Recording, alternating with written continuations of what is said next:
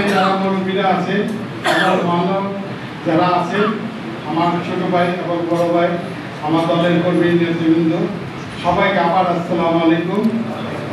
আমার মায়ের দ্বারা যদি কেউ কোনো আঘাত পেয়ে থাকেন, আল্লাহর হস্তে আমার মাকে মাফ করে দেবেন।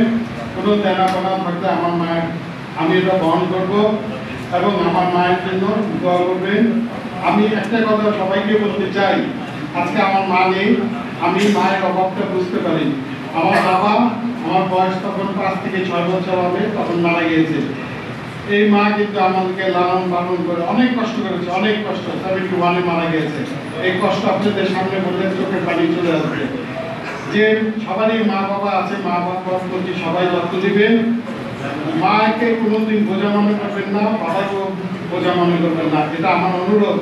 মা বাবা যদি দোয়া থাকে, একটা ছেলে এস্টাবলিশ হওয়ার কোনো ব্যাপার না, সেটার তুলনা আমি নিজেই দিই। আল্লাহর রহমতে আল্লাহ আমাকে অনেক দিয়েছে।